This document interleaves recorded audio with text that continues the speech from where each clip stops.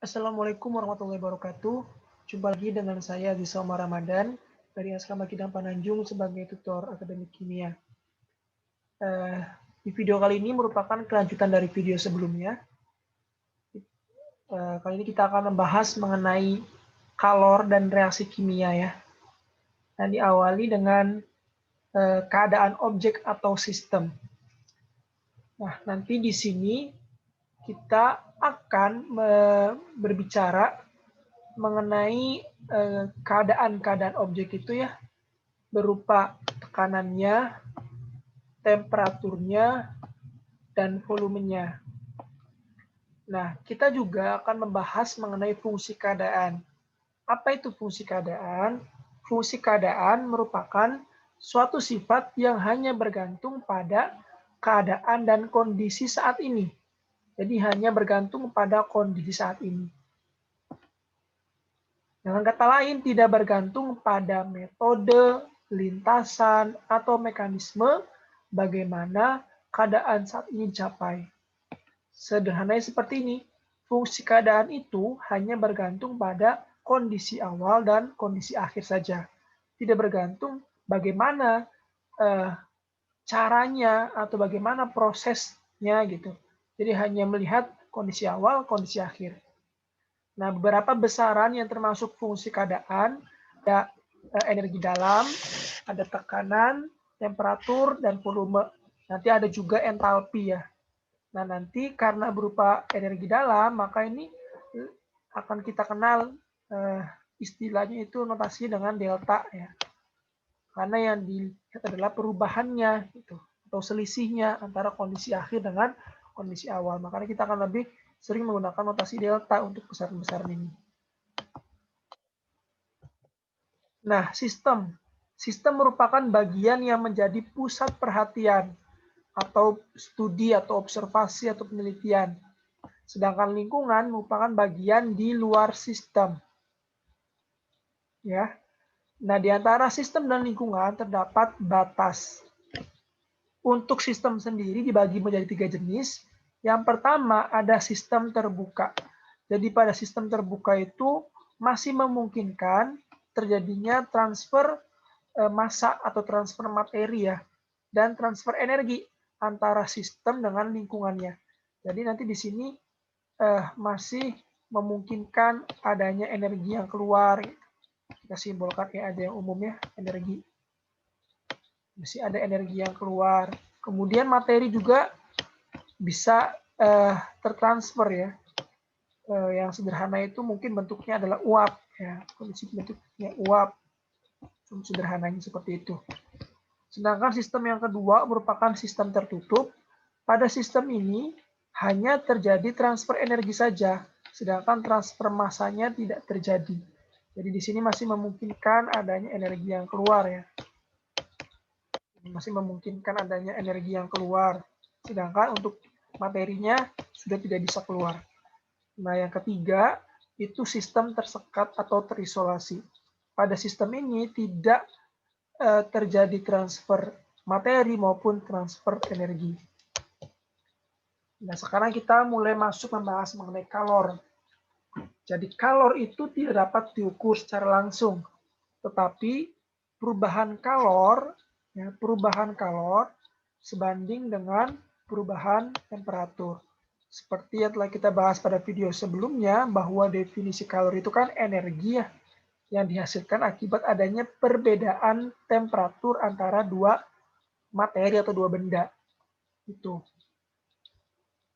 Nah, berdasarkan konsep ini, bahwa perubahan kalor itu sebanding dengan perubahan temperatur, maka muncullah rumus ini. Q sama dengan C besar dikali delta T. C besar ini merupakan kapasitas panas atau kapasitas kalor. Definisinya merupakan jumlah kalor yang diperlukan untuk menaikkan temperatur objek sebesar 1 derajat Celcius. Satuannya Joule per derajat Celcius. Nah, kapasitas kalor ini dia merupakan besaran ekstensif. Besaran ekstensif merupakan besaran yang nilainya bergantung pada jumlah zat. Ya. Karena tadi definisinya itu kan jumlah kalor yang diperlukan untuk menaikkan temperatur objek. Nah, ntar di sini objeknya kan punya massa berapa gitu. Otomatis semakin besar massa objeknya atau jumlah zat objeknya, maka temperatur yang dibutuhkan untuk menaikkan objek tadi sebesar 1 derajat Celcius juga akan semakin besar. Nah, itu berarti menunjukkan bahwa besarannya itu nilainya bergantung pada jumlah zat. Itu disebut dengan besaran ekstensif. Kemudian kalor jenis. Kalor jenis itu sebenarnya merupakan bagian dari kapasitas kalor. Jadi, kapasitas kalor itu kalau misalkan tadi objeknya itu satuannya adalah molar, maka kita akan mengenal kapasitas kalor. Maaf, kalau satuan objek itu adalah mol, maka kita akan mengenal istilah kapasitas kalor molar. Tapi kalau misalkan satuan objeknya itu merupakan massa, maka kita akan mengenal kapasitas kalor spesifik. Ya. Nah, kapasitas kalor spesifik itu lebih sering disebut dengan kalor jenis, ya, yang dinotasikan dengan S atau boleh S, boleh C kecil ya. Nah, definisinya apa? Definisinya merupakan jumlah kalor yang diperlukan untuk menaikkan temperatur 1 gram. Nah, sekarang sudah ada ketentuannya atau sudah ada batasannya, yaitu pada 1 gram saja. Gitu. Hanya pada 1 gram zat saja sebesar 1 derajat Celcius. Nah, kalor jenis merupakan besaran intensif. Kenapa? Karena dia tidak bergantung pada jumlah zat. Kenapa bisa begitu? Karena pada kalor jenis sudah ditetapkan jumlah zatnya hanya 1 gram. Jadi kalau kita menemukan data kalor jenis ya dengan satuan ini nih, joule per gram per derajat Celcius, ini otomatis untuk 1 gram. Jadi tidak bergantung pada jumlah zat karena sudah otomatis dia pada 1 gram. Nah, setelah kita mengenal kalor jenis, maka kita akan mempunyai rumus Q sama dengan M dikali S dikali delta T. Di mana S itu kalau kita ingin kaitkan dengan kapasitas kalor, itu rumusnya seperti ini. Kapasitas kalor per massa. Nah, sekarang arah aliran kalor. Kalor itu merupakan salah satu bentuk energi yang dapat ditransfer ya antara dua objek tadi. Jadi antara objek yang memiliki perbedaan temperatur, di situ bisa terjadi transfer kalor atau pergerakan kalor. Kalor yang hilang dari suatu objek ini akan diterima dengan jumlah yang sama oleh objek yang lainnya.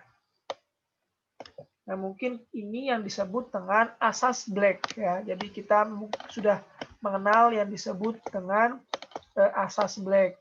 Asas Black itu secara matematis sederhananya merupakan kalor lepas sama dengan kalor terima. Tapi nanti teman-teman di sini harus harus juga bisa memahami bahwa untuk yang rumus kalor lepas sama dengan kalor terima itu sebatas ingin menentukan besarannya saja atau angkanya saja gitu. Tapi kita kalau ingin menentukan beserta tandanya, maka kita akan lebih cenderung menggunakan ini asas Black-nya nih.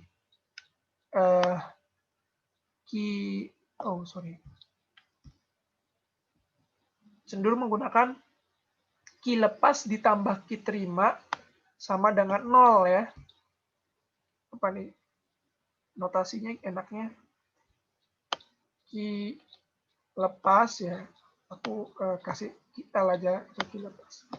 Q lepas ditambah Q terima itu sama dengan 0.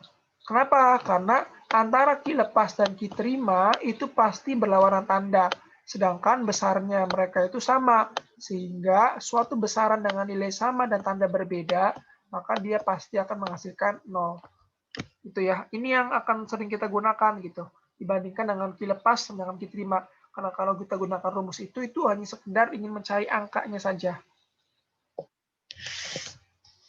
Ya, di sini juga sudah disinggung bahwa ketika kalor diterima oleh suatu sistem, maka tandanya itu positif. Tapi kalau misalkan suatu sistem itu dia melepas kalor, maka tandanya negatif. Contoh sederhananya seperti ini, bahwa besi panas dimasukkan ke dalam gelas kimia berisi air dingin, andaikan besi kehilangan 10 Joule kalor, sementara air akan menerima 10 Joule kalor. Notasi matematikanya kayak gini. Jadi Ki besinya itu dia kan melepas ya.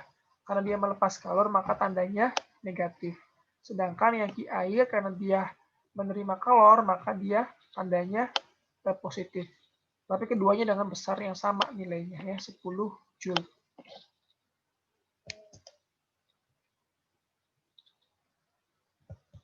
Oke, untuk soal-soal itu akan dibahas di sesi tutorial ya. Silakan kalian tanyakan satu tutorial.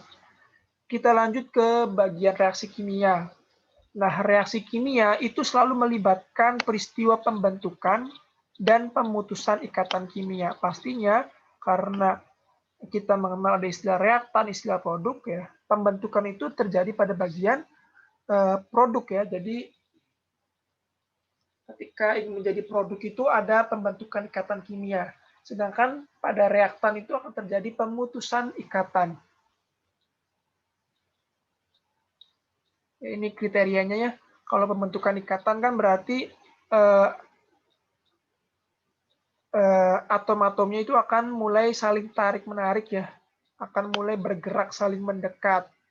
Kemudian energi potensialnya itu akan turun. Energi potensialnya akan turun. Kenapa? Karena sistemnya itu ya atau reaksinya itu akan melepas energi. Sedangkan pada pemutusan ikatan, atom-atomnya itu yang tadinya saling terikat itu akan dipaksa saling menjauh. Jadi ikatan-ikatan yang sudah terbentuk sebelumnya di awal itu akan mulai terputus, yaitu dengan mulai renggang ya antara atom-atomnya. Nah, merenggangkan ikatan itu atau memutuskan ikatan itu dia memerlukan energi. Sehingga nanti energi potensial sistemnya itu akan naik. Oke. Nah, reaksi kimia itu dibedakan menjadi dua, ada reaksi eksoterm dan ada reaksi endoterm. Reaksi eksoterm itu reaksi yang menghasilkan produk dengan energi potensial yang lebih rendah dibandingkan reaktan. Jadi, energi potensial yang dimiliki oleh produk itu lebih rendah. Misalkan untuk tabel sederhananya, ya, diagram energi sederhananya itu mungkin seperti ini.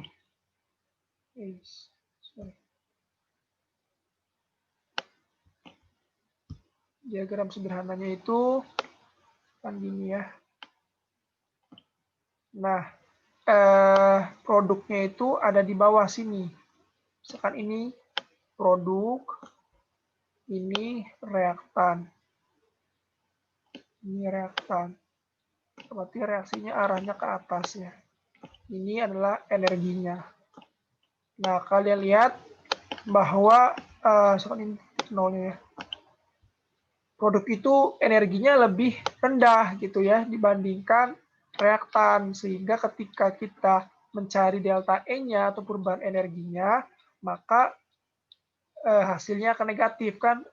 Perubahan energi itu kan energi produk dikurangi reaktan. Itu menghasilkan yang negatif, sehingga di sini nah ini kalor meninggalkan sistem, artinya Q-nya negatif. Jadi nanti pada kasus ini itu akan ada kalor yang dilepas ke lingkungan. Ya, pada kasus ini nih, akan ada kalor yang dilepas ke lingkungan, sehingga nanti di lingkungannya itu suhunya naik, sedangkan di sistem itu akan suhunya turun. Ya, ada di bagian produk ya kalornya, artinya dia melepas. Sedangkan pada reaksi endoterm itu dia menghasilkan produk dengan energi potensial yang lebih tinggi dibandingkan reaktannya. Kalau kita buat diagram energi sederhananya, si produk itu ada di atas, jadi yang di bawahnya itu adalah reaktan. Reaktan ada di bawah. produk. Oh, berarti sorry. Tadi untuk ini kebalik nih tanda panahnya nih. Dari reaktan ke produk ya harusnya ya. Berarti dari atas ke bawah kalau ini tanda panahnya ya. Nah, kalau yang tadi, yang selanjutnya ini benar dari bawah ke atas karena produknya di atas. Nah, selisihnya kalau kalian lihat, karena produk itu lebih tinggi energi potensialnya, maka delta E-nya akan positif. Ya, delta E-nya positif berarti sistem itu menerima kalor. Ya, tadi ya, kalau Q-nya positif berarti dia sistem itu menerima kalor. Nah, energi di sini itu bisa dikaitkan dengan kalor ya, karena kalor kan merupakan energi juga. Gitu. Nah, karena dia positif, maka akan menerima kalor dari lingkungan ya, itu sehingga lingkungannya suhunya turun, ya temperaturnya turun, tapi di sistemnya akan semakin naik gitu ya. Kalau teman-teman lihat ini energinya itu ada di bagian reaktan, artinya dia menerima ya. Nah, kekuatan ikatan. Tadi kita kan berbicara mengenai reaksi kimia, itu terjadi pemutusan dan pembentukan ikatan. Nah, sedangkan kekuatan ikatan itu sendiri itu bagaimana gitu ya. Nah, jadi kekuatan ikatan itu dia berkorelasi dengan besarnya energi yang diperlukan untuk memutus ikatan atau untuk membentuk suatu ikatan. Jadi, kalau untuk memutus ikatan, energinya itu diperlukan, ya. Tapi untuk membentuk ikatan, itu energinya dilepaskan. Ini konsepnya ya. Ini semakin besar energi yang diperlukan untuk membentuk ikatan, maka semakin kuat ikatannya. Benar ya, semakin kuat ikatannya, maka energi yang diperlukan juga akan semakin besar. Kemudian sama hal dengan ini, ikatan yang kuat, ketika kita ingin putus ikatan tersebut, maka kita juga membutuhkan, ikatan yang lebih kuat adalah ikatan yang ketika terbentuk melepaskan energi yang besar, ya, betul ya. Karena tadi ketika ingin membentuk ikatan kita melepaskan energi, ya. Kalau ikatan yang ingin dibentuk adalah ikatan yang kuat, gitu ya, maka energi yang dilepas juga akan besar.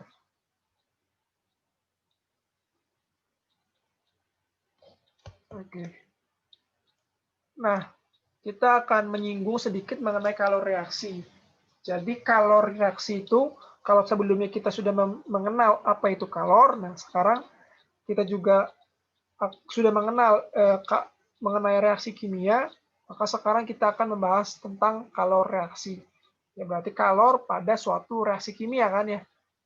Jadi kalor yang diserap atau dilepaskan pada reaksi kimia.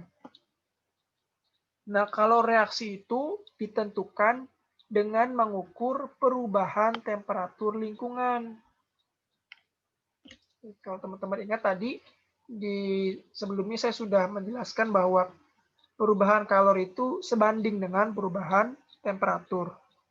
Jadi, itu ya, untuk kalor reaksi itu diukurnya dari perubahan temperatur yang terjadi di lingkungannya akibat dari reaksi kimia itu sendiri. Nah, untuk mengukurnya menggunakan alat yang disebut kalorimeter. Nah, kapasitas dari kalorimeter itu diketahui.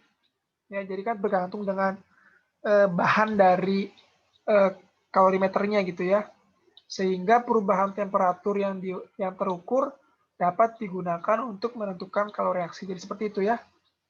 Karena kan tadi kan kita punya rumus Q sama dengan kapasitas kalor dikali delta T ya. Nah, delta T-nya kan ini kita ukur ya dari kalorimeter, kita hitung menggunakan termometer, sedangkan C-nya sendiri merupakan kapasitas kalori sudah diketahui ya, sehingga kita bisa mencari Q reaksinya. Tuh, sekarang kita kasih simbol QRX lah, Q reaksinya. Nah, kalorimeter itu ada dua jenis alatnya ya, yaitu kalorimeter dengan prinsip volume tetap, dinotasikan dengan ini ya, hasilnya itu adalah Q-nya pada volume tetap atau QV. Ada juga kalorimeter dengan prinsip tekanan tetap, nanti hasilnya itu adalah kalor pada tekanan tetap atau QP. Nah, kalorimeter pada volume tetap itu kita sering sebut dengan kalorimeter boom. Sedangkan kalorimeter pada tekanan tetap itu lebih dikenal dengan kalorimeter cangkir kopi ya, atau coffee cup. Nanti kalorimeter cangkir kopi itu juga yang akan teman-teman jumpai di praktikum kimia dasar ya, karena itu alatnya cukup sederhana jadi digunakan untuk praktikum bab ini. Oke, untuk video kali ini cukup sekian. Terima kasih.